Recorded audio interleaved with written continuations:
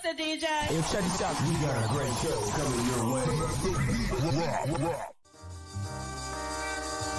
From the ECSI Sports Studios, the #1 sports information program in America, the Breakfast Bankroll, with your host, the sports broker, Jeff Dawson.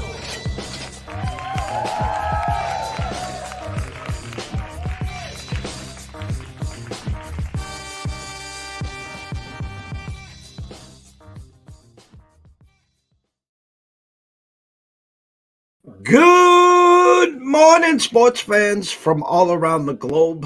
I am your host, Jeff Dawson, East Coast Sports Investors, and this is your Breakfast Bankroll for Tuesday, March 28th, 2023, our weekly trip over the Sagamore Bridge, which is backed up for miles because they're doing construction, down Route 3 to 93 to Boston. Good friend and colleague, Mr. Julian Edlow from DraftKings, talking the world of sports, March Madness, Lamar to the Pats, Jaylen Brown. As always, we got to figure out what's going on with Jaylen Brown, and some DraftKings promos and all that good stuff. Is there a month? 3 days from now will be 1 month since. No, actually, I'm 3 weeks. I'm a little off on my day. I'm looking at the calendar here, trying to see how long they've been up with the apps. But let's give it to the expert, the one and only Mr. Julian Edlow. We are, yes, Friday will mark 3 weeks of apps being live in Massachusetts. I was looking at the calendar on the 28th, and January 31st came to mind. That's when we were legal at the brick and mortars. Mm-hmm. Friday will be 3 weeks now to the apps. Let's just quickly talk about that. 3 weeks in, I've heard nothing but praise. You work for DraftKings. What's corporate feeling? What are you feeling? And what are you hearing from the outside? Listen, I know for a fact, and I apologize, I've texted you a couple of times with a couple of questions. I don't want to overstep my boundaries, but what's the feeling out there, Julian? I mean, in terms of the corporate stuff, I can never speak to it. You know me. I'm the voice of the bettor. I'm the other side. I'm you guys. So I know that, yeah, maybe that's a question about DK Sportsbook. People are a little almost overwhelmed by the menu. And so when you want to find something, you texted me the other day, how do I buy a point or a half point on DraftKings Sportsbook? It's a little different. When you click on it, it's not the option to buy a point. You have to go into the alternate spreads. And once you get there, forget about half a point or a point. You can buy 3 points if you want and parlay it with something else, however you want to do it. But yeah, it's a little less traditional in that sense. So thank you for bringing that up, Jeff. Any navigational issues, you or any of the listeners or viewers, feel free to reach out. Shout out to Connor. Good morning, Connor. Welcome. And it's funny, Julian, because you're right. Alternate spread hit me with a dummy stick. You know, a lot of sports sites, sports books, you just go down and it's right there. You click buy a half point minus 120, right. Buy a full point minus 130.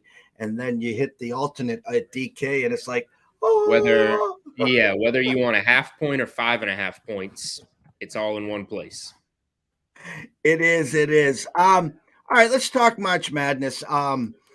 You know, obviously the brackets didn't go the way most people thought. I said all along there'd probably be 2 number ones, a number 2 or number 3-ish, and then maybe, you know, someone comes from way outside. Well, FAU came from way outside. San Diego State came from way outside. The Hurricanes came from outside. And listen, I saw UConn plus 500 to make the Final Four. Thoughts on the madness? Thoughts leading up to where we are right now? Yeah, it's been a wild tournament as usual. Difference this time being, as we said all season, there's no clear-cut, top teams. It's just kind of a mix of teams, and that played out in the tournament. No heavyweights, no 1 seeds in the Elite Eight for the first time. Nothing has hurt me too much other than Alabama not getting through. Didn't even, Final Four would have been nice, but really just needed the Elite Eight, and San Diego State was that last marker that kind of took that future away from me. Outside of that, I had some Texas to win the region, which I felt pretty good about. I felt very good about it, up 13 with 13 minutes left or whatever it was. So those are my only two, I don't know if regrets, I guess, of the tournament. I could have used, Bama to the Elite Eight, Texas to the Final Four. But it's been a good tournament. I think FAU San Diego State's going to be a really good game. So hopefully people do tune in and watch it. I know it's not traditional. And I think Miami UConn is going to be a good game and more paced up. A lot of good offense, and UConn's defense, I think, is what will separate it, the Huskies in that game. So yeah, I would be surprised at this point. It's UConn's to lose. I would be surprised at this point if they don't get it done, particularly with what's waiting on the other side of the bracket. Like, FAU would have to be perfect offensively to beat UConn. San Diego State would have to be perfect defensively to beat UConn. But we keep talking about that matchup. UConn's still got to get through a red-hot Miami team that just took down Texas and Houston. So Miami's been spectacular as an underdog this year. I'm not laying any points. But I have some plays on the totals in the games, and I'm laying it with UConn. We are where we are. We can't think about what the numbers used to be. I'm laying it with UConn at this point to win it all. I'm pretty confident in the way that they're playing right now. 5.5 was the opener. It is what it is. It's 5.5. If you add a San Diego State or even an FAU, let's just play the game. If it was FAU, to me, it reminds me of that Duke Butler game way back where, you're going to have a big number and the team made it all the way to the championship. Do you get the swan song, the 3-pointer from half court off the rim, or do you get the blowout? I mean, I think I was more shocked that I thought Arkansas would put up a better fight than they did. Mm-hmm. And the Zags, I think their national championship game was getting by UCLA. And obviously Timmy picking up the third and fourth foul. Once the fourth foul, the onslaught began. The fouls didn't help, but UConn was going to win that game, I thought pretty clearly. And that was one of my bigger bets of the tournament. I was able to bet it bigger because of having an 18-1 Gonzaga ticket in pocket, kind of a little bit of protection.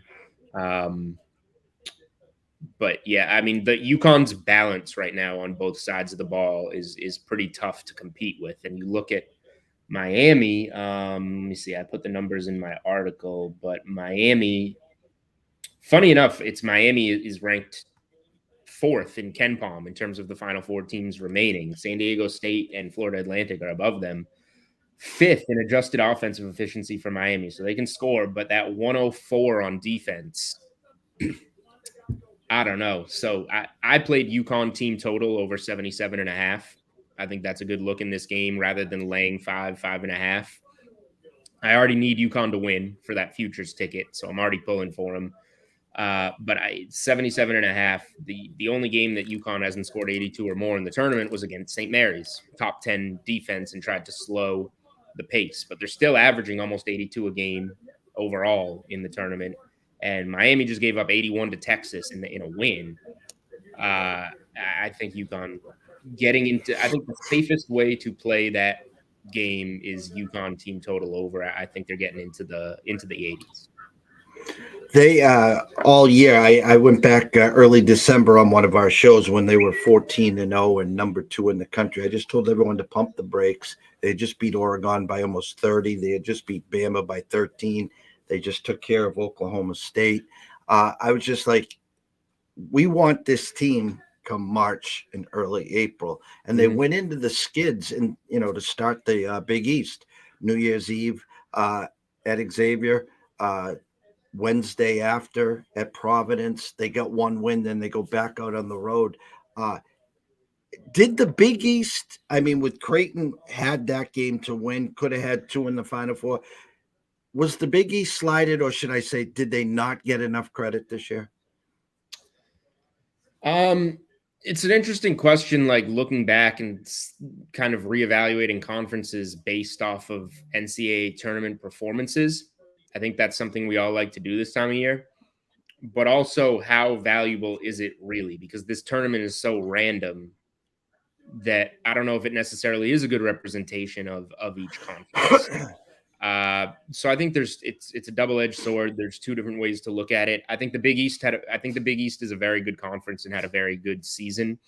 The fact that UConn dominates everyone outside of the conference, but had such a battle, particularly that awful start in Big East conference play, does speak to how strong the conference is. And it might be even stronger next year. So in terms of the Big East, yeah, I think that I don't know if they got slighted. I just think they're kind of proving themselves as a very strong conference.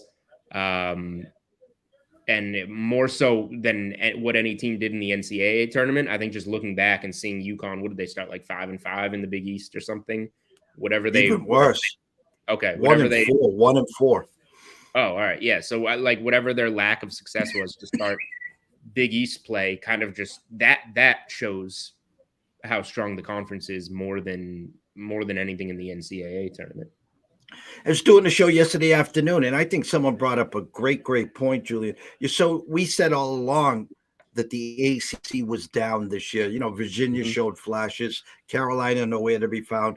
Duke at the end of the year showed they were rounding into form, and they were like the sexy pick. But Miami was the best team in the ACC all year, and here they are in the Final Four. So again, as much as everyone wanted to poo-poo the ACC was down, they still got a team into the Final Four. Yeah, I think Miami would have beat Duke in that game if Omer didn't roll his ankle literally a minute into the game. Miami was the best team in the ACC all year. And again, you speak to that randomness of the tournament. Miami probably should have been knocked out in the first round. They needed a 16-1 run against Drake to get through, and now here they are in the Final Four. So if they don't get that run, now what do we say? Miami, the best team in the ACC, was bounced in the first round to Drake.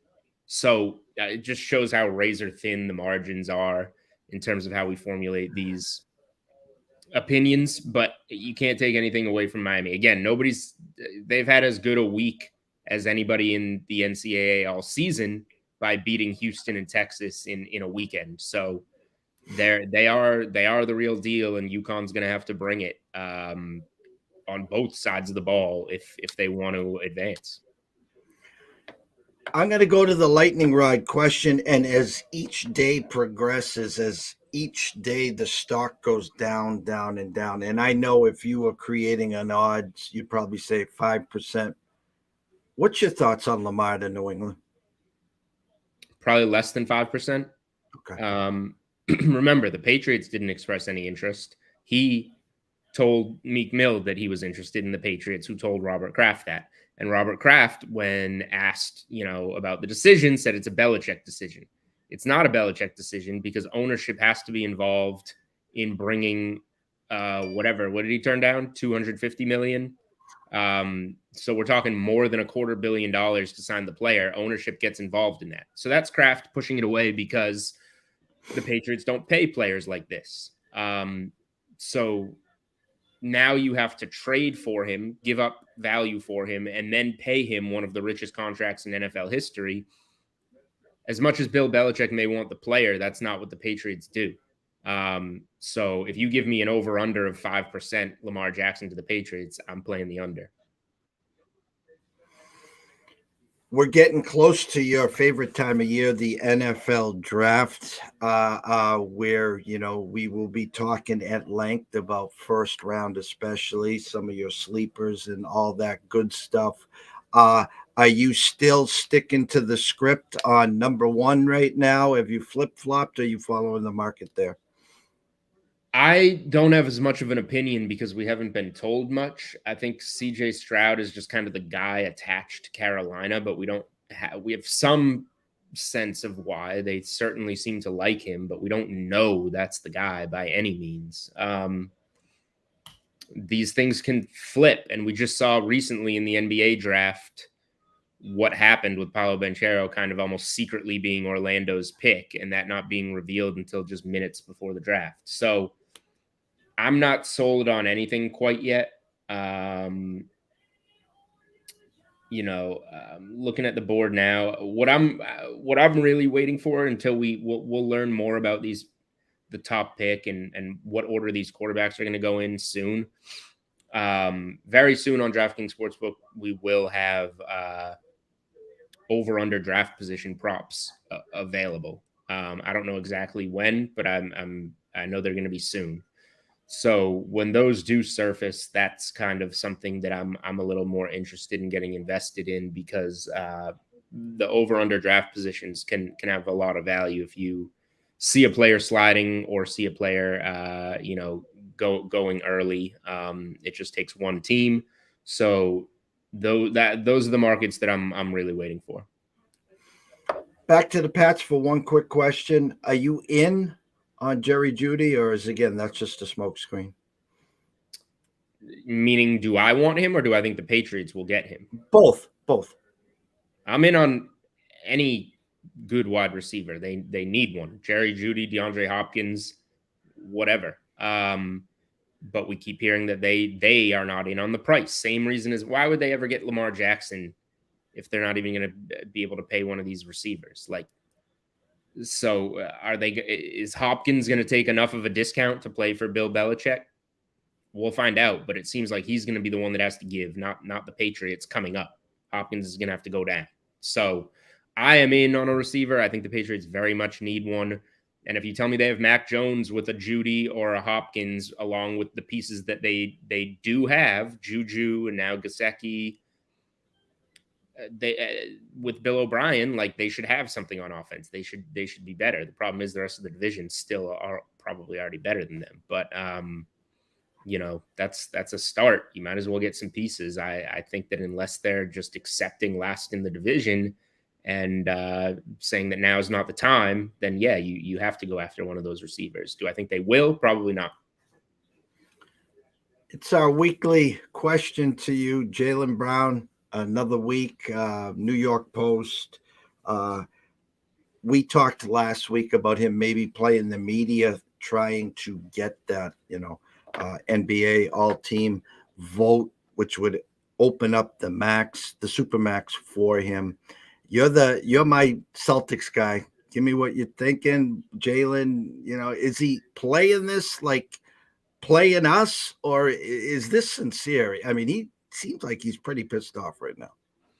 Well, now you also see his teammates pushing for him. Jaylen Brown won Player of the Week. The Celtics tweeted out about it. Al Horford retweeted it, saying this is what he's been doing for us all year. So his teammates are trying to speak out and put him in position to make All-NBA so that he is in position to get that max deal and stay in Boston, a contract that he can only get from Boston. So I think that Jaylen Brown, it's the same answer for me every time. If you're the Celtics and Jaylen Brown wants to stay here, you keep him and you sign him to that max deal. And if you get a sense that he wants to leave, then you have to trade him because you have to get something for him. Maybe Jaylen Brown doesn't even know yet. Maybe he doesn't know until he knows if he's going to get this max deal that he can get from making All-NBA to help him make his decision. If I get it, I'll take that increased pay and stay in Boston. If I don't, then maybe I can't reach my ceiling here and I'm going to be better off somewhere else. It could come down to that. So same answer from me every time. If you can if Jaylen Brown wants to be here, you pay him whatever the most amount of dollars you can to do that is. If you get any indication that he does not want to be here, then you take the best trade offer for him. And that can be this summer, or it can be up until February next year. Yeah, that's what I was wanting. My next question, my follow-up is, if you're starting to get a sense that, hey, he wants out, do you get ahead of it and do it in the off season rather than bringing him back for the start of the year and waiting until the trade deadline? I think ultimately in the locker room, I think that Jaylen Brown is appreciated. If you made me guess what's going to happen, I think Jaylen Brown gets third team All-NBA and signs a big deal and stays in Boston. That's where I would lean right now, particularly if this postseason run goes well. So that would be my guess. But again, I'm guessing. If you're Brad Stevens and you're in there and you know these things, as soon as hey, maybe I want to be somewhere else where I can be the number one. If Brad Stevens knows that, then you do what you got to do. Couple hiccups. They look like they're back on track. Then a hiccup look like they're back on track. Are they going to be the 2 seed? They're going to somehow slip to the 3 seed. They're going to make a run. They got the Bucks coming up to that 1 seed. Then the locals. Was Joe Mazzulla the wrong hire? Do you have any doubts, any worries coming towards the end of the season, getting ready for the playoffs, that Joe Mazzulla will be the reason why the Celtics don't make it back to the NBA Finals?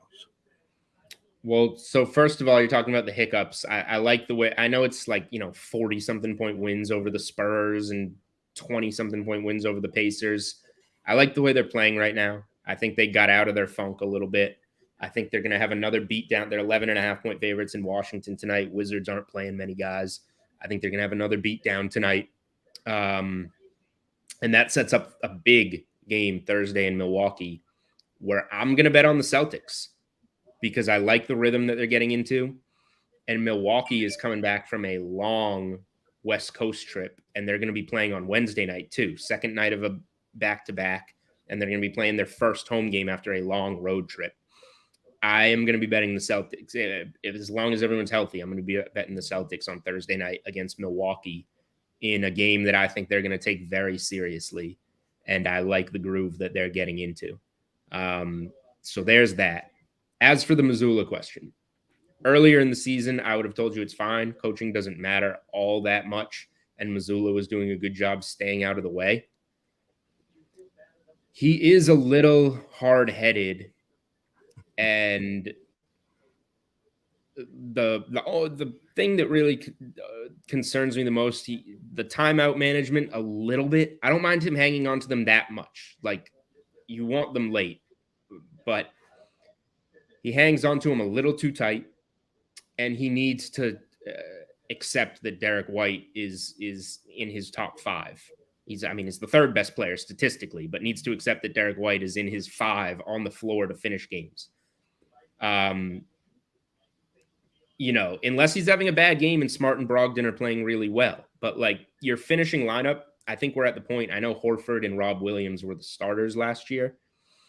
Unless you're playing a big team, unless you need them both on the floor for Embiid or something in the postseason, it's Horford or Rob Williams. You're toggling between those two. Keep Horford. Nobody needs to stay fresher than an old Al Horford and a fragile Rob Williams. Toggle between those two guys, and your other 4 are obviously Brown and Tatum. And your backcourt is going to be 2 of Smart, Brogdon, and White. Whoever's playing better that night, essentially, is what you have the luxury of. But most of the time, Derek White has been one of those top 2 guards, so he needs to be on the floor more. None of these 0-minute fourth quarters. So I think the rotation needs to be cleaned up a little bit. And I'll even just leave it at that. The timeouts, I think, can be figured out. I think the rotation just needs to, Marcus Smart doesn't have to play the last 8 minutes of every single game. Derek White needs to be on the floor, and the balance between Horford and Rob Williams needs to be figured out. So I think there's some important pieces of the rotation to figure out these last 10 days of the regular season, and even in the first round, because whoever they get in the first round, I don't want to write them off too much, but I'm not going to take them all that seriously. And it's almost going to be kind of a warming up for the second round in the Eastern Conference Final. So these last regular season games, as well as that first round matchup, Mazzulla needs to find what that playoff rotation and balance is going to be. As you said, 10 days left in the regular season. Easter Sunday, April 9th is the last day. Any more temperature on the Wild Wild West? Have you got any thoughts that, it's just an absolute, excuse my French here, shit show. Who the hell knows who's in, who's not in? Lakers in, Lakers out. Clippers, Paul George, Kawhi. I can't figure it out. Well, we've talked a lot about the Clippers on this show, right? You keep asking when the time to bet them is, and I say wait until the start of the playoffs. The number won't even be different. Now you're glad you waited, because we don't even know if Paul George is going to be back in the lineup. So And we don't know if they're going to get through the play-in. We don't know anything. So I'm very happy to have nothing in the West outside of some nice prices on the Suns from right when the Durant trade hit. But even that, they've played 2 games with Durant or whatever it is. So, like, I don't know. We could get Warriors Suns in the first round, which go figure. Kyrie has completely tanked the Mavericks, potentially out of the playoffs. I'm kicking myself that I don't have more plus money on Dallas to miss the postseason altogether. Yeah, I just it's not a fun answer, but I don't think I would bet anything in the West outside of just series to series when we get there. The only thing I would consider, people keep sleeping on the Kings. I don't think the Kings are going to win the West, but we don't have series prices out yet. So, like, if you like the Kings, maybe bet the Kings to win the West and just kind of keep that in pocket, hope they win that first round series, and then you can start hedging out because you're going to have a really big plus price there. We don't talk a lot about it, but I'm just going to throw it out there. Opening day, just a couple days away. I know the Red Sox, I think the last time I looked, 76.5, some spots 77, 78, under over. The summers go so much better when the Red Sox are winning. It just seems that way. Any thoughts before the opening pitch on any baseball futures that you like, Red Sox stock or anything like that? Yeah, I put out one on Twitter, and I'm going to have an MLB. I'm not doing MLB content for DraftKings this summer. I generally haven't the last couple summers. So no MLB content from me over the summer. I might, tweet out some plays here and there, but I'm trying to not bet too many individual baseball games. I will have a futures article this week, and the only one I put out was on Twitter maybe a month ago. I played the Red Sox over 77.5 wins. They're now 78.5. The 2 major differences for me, they blew so many games last year, and it sounds like they've shored up the bullpen. So maybe you prevent some of those. And this is a team, the numbers are right around what they won last year. They won 78 last year. So if they had the same season, you would cash the over. Now, the offense got a little worse, but I think you're going to prevent blowing some of those games. And what really put me on it is that you're going from 76 to, I think, 49. I forget the number. 76 to 49 might be the number. Division games. The Red Sox went, what was their division record last year? Like 25 and 26 and 50 in the division. Yeah, it wasn't pretty. Now you're cutting those games down massively. They went 52 and 34 against everybody else. If they're going to be good against the rest of baseball and not good in the division, cutting down these games by a huge margin is massive for the Red Sox. You're going to be playing more games against teams that you do better against. So that's the full handicap for me. I like the Red Sox to go over. I don't think they're going to be as bad as everybody says. And the other one is actually a team at the same number. Similar situation. I played the Cubs over 77.5 wins. Another team, they were right there around that number last year, but they stunk. They weren't even playing big leaguers in their lineup. Now they've got bats in their lineup. They added Swanson, Bellinger, like real top of the lineup bats to improve their non-existent offense from last year. So those are the 2 ones I'm looking at, like middle of the pack, below 500 win totals, but those should be 500 teams, and I'm hopeful that I'll cash those overs. I'm not a baseball guy. And I'll just slide on over. Did you have any NHL futures? Are you in on the Bees, or are you just passing on the NHL? I've no NHL bets. Are there any good ones out there? I'll forward them to you. I mean, I've been against the. I think the East is a landmine. And I thought that the market was. I would bet on the Bruins for fun, but like you said, there's harder teams there, right? Oh yeah. Whereas the West seems easier, but yeah, I don't know how to bet the hockey. If you got any of your free bet, if you're in Massachusetts and you got any of your free bets, like that's a fun one to use on the Bruins to win it all for entertainment. But I got nada.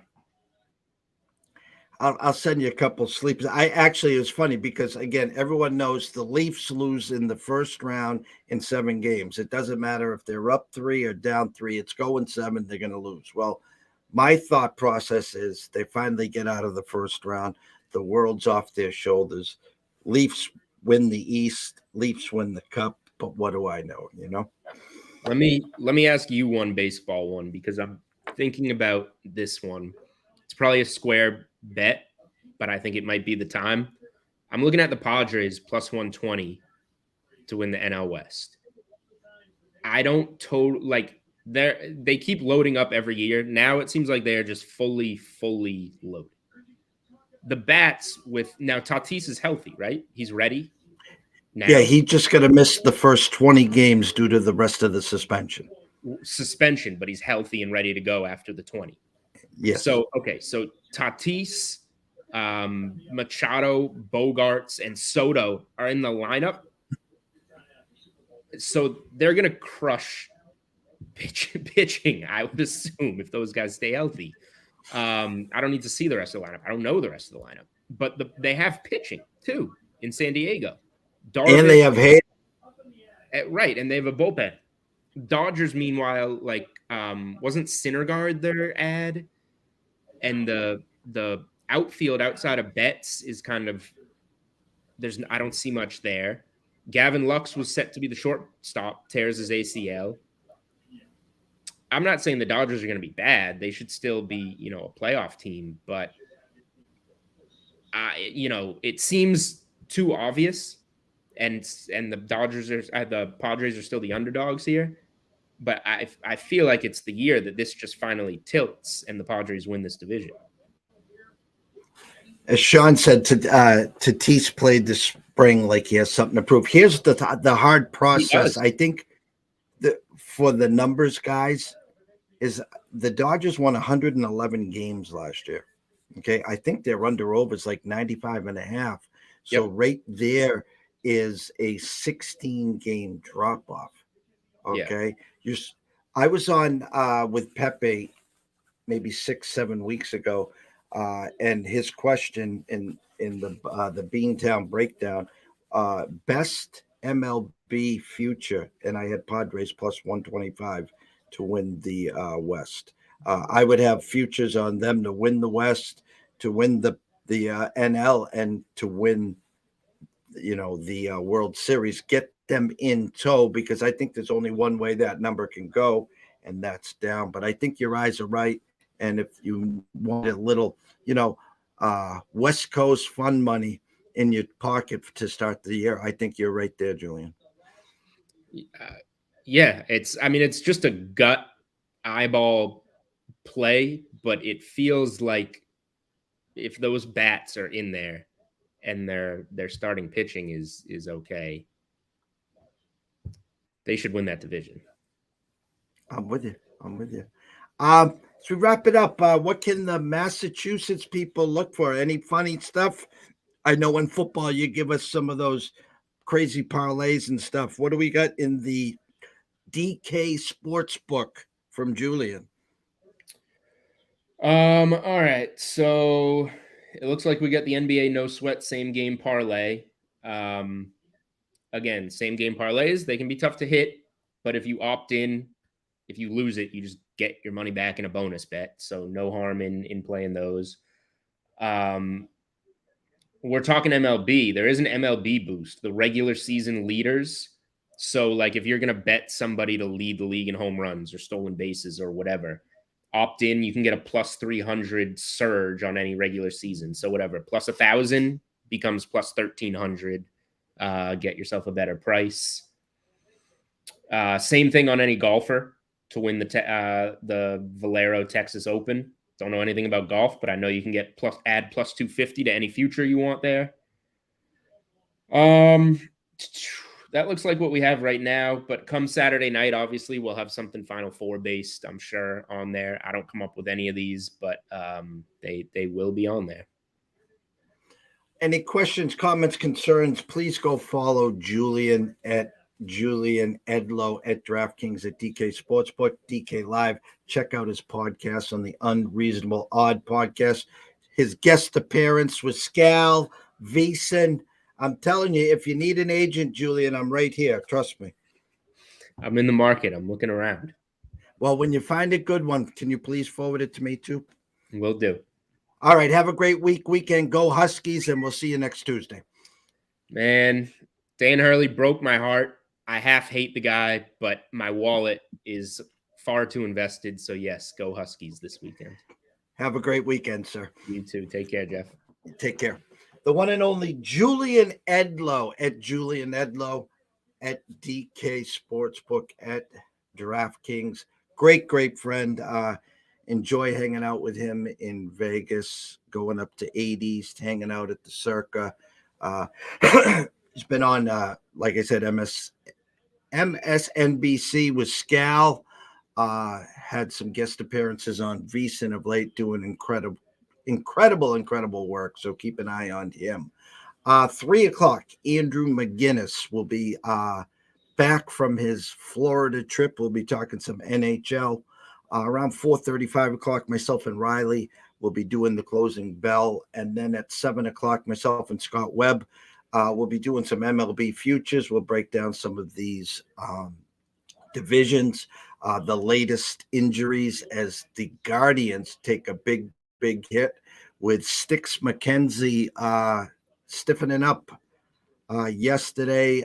Will not throw for 2 weeks, and they'll check on it. He could be out as much as 8 weeks. So big blow to Tito and the Guardians. So thank everyone here watching, and a shout out to Mr. Sean. Shout out to Connor. Thank you guys. If you're not following us on YouTube, please subscribe at East Coast Sports Investors. It's free. And we'll see you back later this afternoon. Thank you.